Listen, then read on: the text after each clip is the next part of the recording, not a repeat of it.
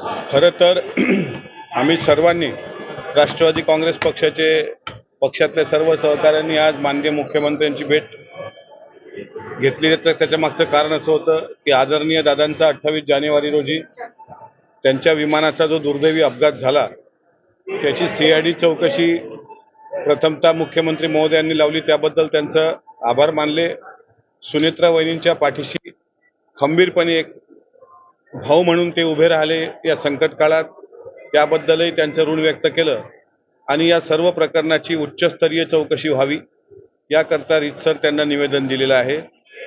न्यायमूर्तींच्या अध्यक्षतेखाली एखादी समिती शासनाकडूनच ती शिफारस करून गठीत करावी आणि महाराष्ट्राच्या मनात ज्या शंकेचं काहूर गेल्या 14 दिवसांपासून घुमतंय की नेमका अपघात कसा झाला, सीसीटीव्ही फुटेज कुठे आहे, दादा विमानात बसले त्यावेळेचं सीसीटीव्ही कुठे आहे, ह्या सगळ्या गोष्टीच्या संदर्भामध्ये लोकांचं शंका निरासरण व्हावं याकरता माननीय मुख्यमंत्र्यांना आम्ही भेटलो. त्यांनी पण यावर सकारात्मक प्रतिसाद दिला. निवेदन स्वीकारताना ते अत्यंत भावुक होते, कारण अशा प्रकारचं निवेदन त्यांना देताना आणि तेही त्यांचे अत्यंत जवळचे सहकारी म्हणून महाराष्ट्रात ओळखल्या गेलेले आदरणीय दादा यांच्या बाबतीत असं निवेदन देताना आम्हालाही आमच्या भावना आवरल्या नाहीत. पण या सगळ्या प्रकरणाची उच्चस्तरीय चौकशी व्हावी म्हणून आम्ही राष्ट्रवादी काँग्रेस पक्षाच्या सहकाऱ्यांनी सर्वांनी मिळून त्या ठिकाणी माननीय मुख्यमंत्र्यांना निवेदन दिलेलं आहे आणि विनंती पण केली की 23 फेब्रुवारीपासून जे अर्थसंकल्पीय अधिवेशन होते आहे त्या संदर्भात जर एक दिवसीय स्वतंत्र काही अधिवेशनाचा एक दिवस घेता आला आणि या विषयावर चर्चा घडवून आणता आली तर ते पण करावी अशी मौखिक मागणी पण मी त्यांना केलेली आहे.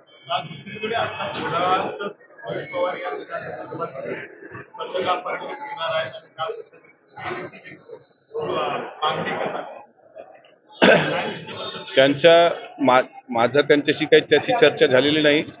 त्या पत्रकार परिषदेत ते काय बोलतील, काय मांडणी करतील हा त्यांचा अधिकार आहे, पण त्या पत्रकार परिषदेकडे अर्थातच सर्व महाराष्ट्राचं आणि देशाचं लक्ष लागून आहे. त्यामुळे त्यांनी जे सांगितलंय की काही गौप्यस्फोट ते करणार आहेत, नेमका जसे रोहित पवार साहेब त्यांच्या घरातले त्यांचे घरातले कौटुंबिक सदस्य आहेत तसं आम्ही पण एक परिवार पोरका झालाय. आज तुम्ही बघितलं असेल आदरणीय सुनेत्रा वहिनींनी पदभार स्वीकारताना आमच्या सगळ्या भावना ह्या शून्य झालो होतो आम्ही त्यावेळेस. त्यामुळे त्यांच्याकडे काही माहिती असेल तर नक्कीच महाराष्ट्रासमोर आली पाहिजे. आमच्याही पक्षातल्या नेत्यांकडे काही माहिती असली तर तेही पण आली पाहिजे. आणि आपल्या माध्यमातून मी राष्ट्रवादी काँग्रेस पक्षाच्या सर्व आमदारांना विनंती करतो, आपण सर्वांनी मिळून विधानसभा विधान परिषदेचे सर्व आमदार मिळून माननीय मुख्यमंत्री महोदयांची भेट घ्यावी. सर्वांनी मिळून येणाऱ्या अधिवेशनात सुद्धा दादांच्या या विमान अपघाताचा दुर्दैवी जो काही प्रसंग कोसळला त्यावर सुद्धा एकमुखानं स्वतंत्र एक दिवसीय अधिवेशन घेण्याची मागणी मला असं वाटते सर्वांनी मिळून केली पाहिजे, अशी विनंती पण मी तुमच्या माध्यमातून आमच्या पक्षाच्या सर्व आमदारांना करतोय.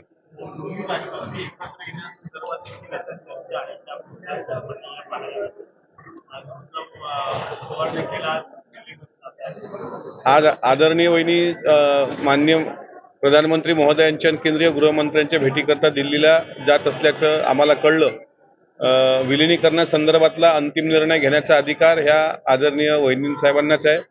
त्याच पक्षाच्या राष्ट्रीय कार्याध्यक्ष असाव्यात ही आमच्या सर्वांची भावना, राष्ट्रीय अध्यक्ष असाव्यात ही आमची सर्वांची भावना आहे.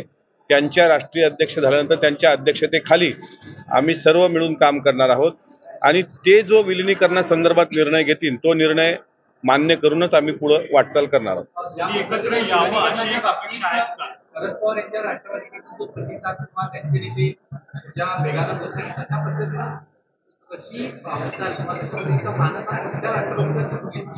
नाही, जोपर्यंत आजच पदभार स्वीकारलाय उपमुख्यमंत्री पदाचा, त्याच्यामध्ये सुनेत्रा वहिनी बैठक घेतील, त्या बैठकीअंती जे ठरेल तो निर्णय घेऊन आम्ही पुढे जाऊ. तुर्तास एवढंच सांगतो की वहिनी राष्ट्रीय अध्यक्ष झाल्यानंतर ह्या पुढच्या बाबी विलिनीकरणाच्या त्या स्पष्ट करतील.